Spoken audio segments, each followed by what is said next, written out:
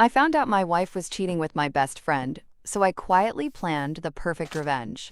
There's a specific kind of silence that only exists after betrayal. Not the silence after an argument, not the silence after someone leaves. I mean the kind where your entire life cracks open quietly, while the rest of the world keeps moving like nothing happened. Traffic still hums outside. Your coffee still gets cold. People still laugh in nearby restaurants. Meanwhile, your marriage is bleeding out right in front of you, and nobody else can see it. That silence started for me on a Thursday night at 11:42 p.m. I remember the exact time because I stared at the clock for almost 10 minutes afterward, trying to convince myself I hadn't just destroyed my own life by accident. My wife Emma had fallen asleep on the couch. Her phone buzzed once against the cushion beside her. Normally, I wouldn't look. I'd never been the suspicious husband. Never checked her messages. Never tracked her location. Never worried when she worked late. I trusted her completely. And maybe that's why the universe waits until trust is absolute before it decides to ruin you. The phone buzzed again. A preview lit up the screen. I miss you already. No name. Just a red heart beside the message. I felt something cold move through my chest. Not panic, not even anger yet, just instinct. Like some ancient animal part of my brain suddenly waking up. I picked up the phone carefully, still hoping there was a reasonable explanation. Coworker, friend, relative, something harmless. Then Face ID unlocked. And I saw the messages. Hundreds of them. Photos, hotel reservations, deleted conversations recovered through hidden folders, and one contact name that hit harder than anything else on the screen. Ryan. My best friend since college. The best man at my wedding. The guy who held my shoulder at my father's funeral. The man who sat across from me 3 weeks earlier drinking whiskey in my kitchen while telling me how lucky I was to have Emma. That Ryan. I kept scrolling.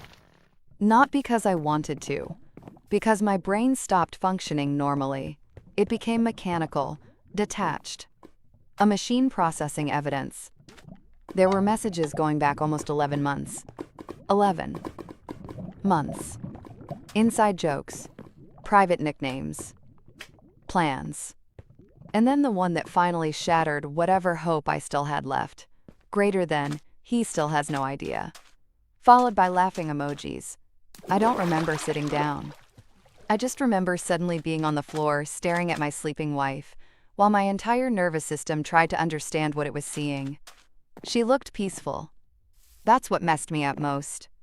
Peaceful. While I was discovering that the two people I trusted most in the world had been slowly turning my life into a joke behind my back.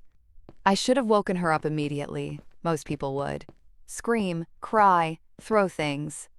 But something strange happened instead. I became calm. Terrifyingly calm. Because once the shock passed, other memories started connecting. Late work meetings, girls, weekends, Ryan, suddenly canceling plans whenever Emma was busy. The way they sometimes looked at each other slightly too long. Tiny things. Tiny, horrible things your brain ignores because the alternative is unbearable. And now every single moment replayed differently. Like watching an old movie after learning the ending. I looked at Emma for a long time. Then I quietly placed her phone back beside her. And smiled. Not because I was okay.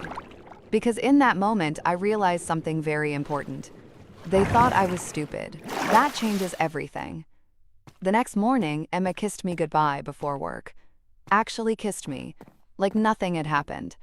I almost admired the performance. "Don't forget dinner with Ryan Saturday," she said while grabbing her purse.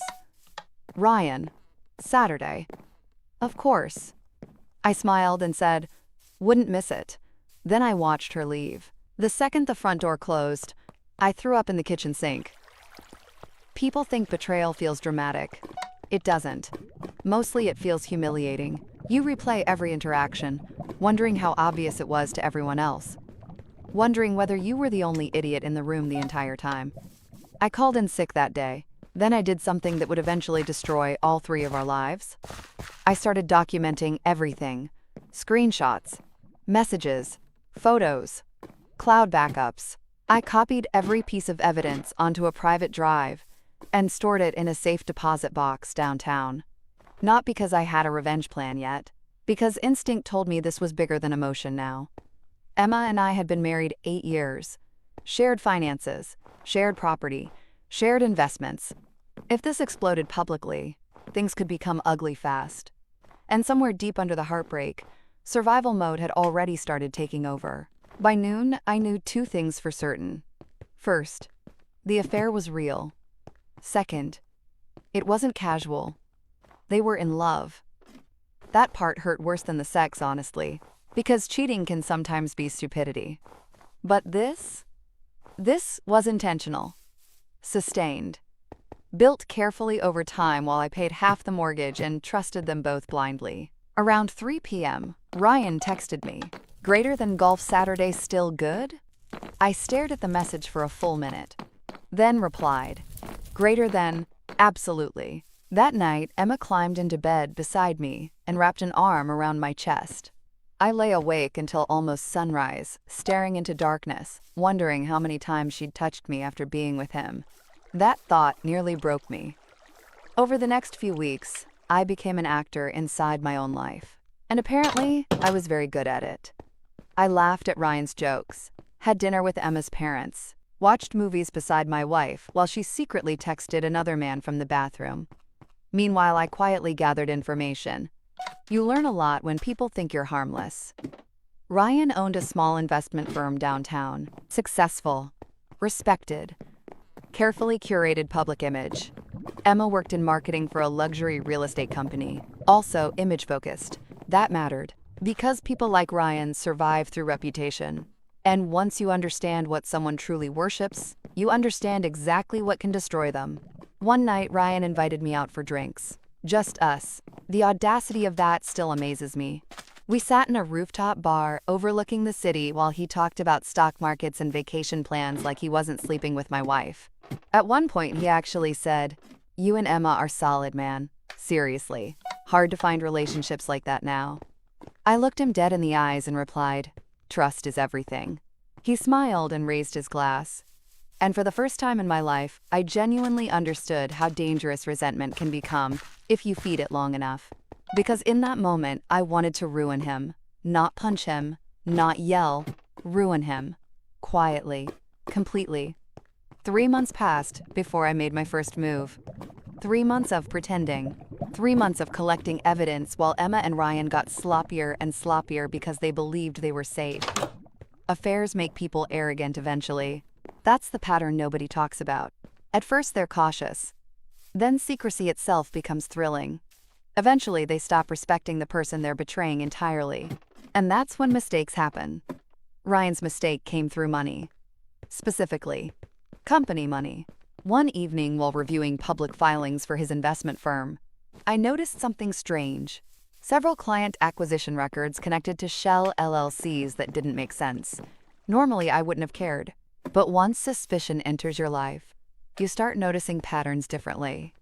So I dug deeper. And what I found changed everything. Ryan wasn't just cheating with my wife. He was stealing from clients. Carefully, intelligently, small enough to avoid immediate detection. Hidden transfers through layered accounts. Unauthorized management fees buried under complicated reporting structures. Nothing massive individually, but together, potentially millions. I sat in my office until 2 a.m., staring at spreadsheets, while a horrifying realization formed in my head. Ryan had spent years believing he was smarter than everyone around him. Not just morally. Professionally, that kind of arrogance eventually infects everything, including risk. And suddenly my revenge stopped being emotional. It became strategic. Now before you imagine some movie-style criminal mastermind situation, no, I didn't hack anything, didn't fabricate evidence, didn't plant false information. I simply became patient. Very patient. And patience is terrifying when someone has underestimated you. Over the next several weeks, I quietly organized everything. Evidence of the affair. Evidence of financial misconduct. Timelines. Documentation. Backups stored in multiple locations. Meanwhile, Emma started acting strangely emotional around me. Guilt, probably. One night she cried during dinner because I surprised her with flowers. Flowers. Imagine betraying someone for almost a year and still crying because they're kind to you. Human beings are unbelievable. Are you happy? She suddenly asked me that night. The question caught me off guard. What do you mean? She stared down at her wine glass. I don't know. You just seem distant lately. I almost laughed. Instead, I said, maybe I'm finally noticing things I ignored before. She looked genuinely nervous for half a second, then smiled weakly, and changed the subject. The collapse finally began on a rainy Tuesday in October. Ryan called me around noon, sounding panicked. Hey, can we talk? First sign something was wrong. His voice. Ryan was never nervous. Ever. I said sure. We met at his office downtown. The second I walked in, I knew. Federal investigators had already beaten me there. 2 men in suits leaving the building carrying document boxes. Ryan looked pale, sweating. His receptionist wouldn't make eye contact. And suddenly I realized his financial games were catching up faster than even I expected. Some compliance issue, he muttered once we sat down. I nodded carefully. What kind of issue? He rubbed his face. Probably nothing. Just regulators being aggressive. But fear changes people. Tiny cracks appear. And for the first time since this nightmare started, Ryan looked weak. Then came the sentence that changed everything. If anyone asks questions, he said slowly, I need you to confirm we've known each other socially only. Nothing business related. There it was. Self-preservation. Even now. Even terrified. And suddenly I understood something clearly. If things got bad enough, Ryan would sacrifice anyone. Including Emma. Including me. Anyone. That realization erased the final pieces of loyalty I still carried. I left his office smiling, sympathetically. Then drove directly to a private attorney downtown. And that's when the real revenge finally began. Because destroying someone emotionally is temporary. Destroying the illusion they built their entire life around, that lasts forever. Emma still had no idea. That's the craziest part looking back. She continued sneaking around with Ryan, while the foundation beneath both their lives quietly cracked apart. I'd come home and find her cooking dinner while texting him under the table. Sometimes I'd catch myself staring at her, wondering who she really was, how long she'd been capable of this, whether the woman I married had ever actually existed at all. One Friday night, she fell asleep beside me after too much wine. Her phone lit up again. Ryan. Greater than, everything's getting bad. We may need to tell him soon. Soon. I stared at those words for a long time. Then another message appeared. Greater than, once this settles, we can finally be together. That one hurt. Not because I still wanted her back, but because it confirmed something brutal. They weren't just having an affair. They were planning a future while standing inside the ruins of mine. And suddenly I didn't feel heartbreak anymore. I felt clarity. Cold, focused clarity. I quietly put the phone down. Then I looked over at my sleeping wife one final time and realized, by the time they understood what was happening, it would already be too late. People imagine revenge as something explosive. A screaming confrontation. A shattered window. A dramatic speech in the rain. Real revenge, the kind that truly destroys people, is quieter than that. It happens slowly. Like water leaking into a foundation nobody realizes is cracking, until the whole house caves in. And the strange part, by the time I started setting things in motion, I didn't even feel angry anymore. Not in the normal sense. I felt detached. Like I was watching someone else's life unfold from a distance. Every morning, Emma kissed me goodbye. Every afternoon, Ryan texted me memes or sports updates like we were still brothers. And every night, I continued building the timeline that would eventually bury them both. The attorney I hired was named Daniel Mercer. Mid-50s. Calm voice. eyes that missed absolutely nothing. I didn't tell him about the affair immediately. I started with finances, shared assets, retirement accounts, property structure, standard divorce preparation. He listened quietly while reviewing documents, then finally asked, "Do you believe your wife may become hostile during separation?" I remember smiling slightly. She already is. She just doesn't know I know yet. That got his attention. So I told him everything. The affair. Ryan. The evidence. The financial misconduct I'd uncovered. Daniel stayed silent for a very long time afterward. Then he said something that permanently changed how I viewed the situation. "Right now, they think you're emotionally vulnerable. That gives you leverage if you stay disciplined." Disciplined. Not emotional, not reactive. Disciplined. That became my entire mindset. The first thing Daniel advised me to do was protect myself financially. Quietly. Legally. Which meant documenting every shared asset before confrontation became unavoidable. You learn disturbing things during divorce preparation. Like how easily someone who claims to love you can suddenly become legally adversarial once money enters the equation. So I prepared carefully. Copied tax records.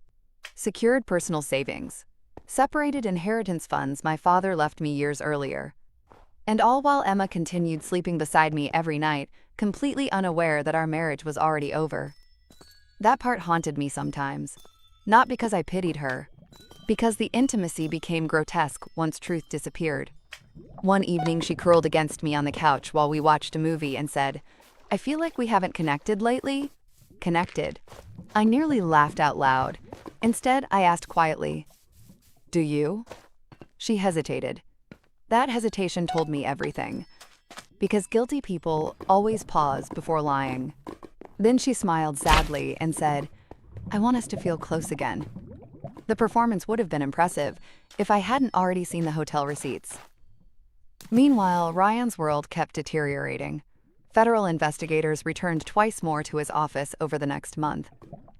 Rumors started spreading quietly through his professional network. Clients asking questions, partners becoming nervous, and Ryan began drinking heavily. I could tell because he started calling me late at night. That's the part still unbelievable to me. Even while sleeping with my wife, even while potentially committing financial crimes, he still wanted emotional support from me. One night around 1 a.m., he called, sounding completely exhausted. "Can I ask you something?" "Sure." "If your entire life suddenly started collapsing, how would you know when it's too late to fix it?" The irony almost knocked the air out of me. I stared into darkness for several seconds before answering. "Probably when people stop trusting you." Silence. Then he sighed softly. "Yeah." And for one brief moment, I think part of him knew. Not about the revenge, not about the evidence, but knew something fundamental had shifted between us. Predators sense danger eventually, even arrogant ones. The affair started cracking under pressure shortly afterward. Stress changes relationships, especially secret ones. Emma became increasingly anxious. Ryan became paranoid. And once fear enters an affair, romance dies fast. Because suddenly fantasy collides with consequences. I noticed the arguments first. Tiny tension during group dinners. Coldness in text previews. Passive-aggressive comments. At one dinner party, Ryan snapped at Emma over something insignificant involving wine. She looked furious afterward. Normal people wouldn't have noticed. I did. Because once you know the truth, you start seeing the hidden relationship underneath public behavior. Later that night, Emma asked me something strange. "If you could start your life over," she said quietly in bed, "would you still marry me?" I turned toward her slowly. "Would you?" That question hit her hard. I watched panic flicker across her face before she masked it. Then she whispered, "Of course." Lie. And somehow that tiny lie hurt more than the affair itself. Because cheating destroys trust. But lying directly into someone's eyes while they're still trying to love you? That destroys reality. 2 weeks later, everything accelerated. Ryan's firm officially entered investigation status. Not public yet, but internally, panic exploded. One of his junior partners apparently discovered irregular account movements and cooperated with regulators immediately. Smart move. People abandon loyalty very quickly once prison becomes possible. Ryan called me the same night, absolutely spiraling. I think someone's trying to set me up. I almost admired the narcissism. Even now, he couldn't imagine consequences being his own fault. What happened? I asked carefully. Internal audit crap, missing context, people twisting numbers. He sounded desperate now, and then came the sentence that finally erased every remaining ounce of sympathy I had left. If this gets bad, I may need people to back my version of events. People, meaning me, meaning anyone useful. Ryan wasn't scared of guilt. He was scared of losing status, that's the difference. And suddenly I realized something horrifying. He would have done the same thing to Emma eventually too. People like Ryan don't love others. They recruit them. 3 days later, Emma finally slipped. Really slipped.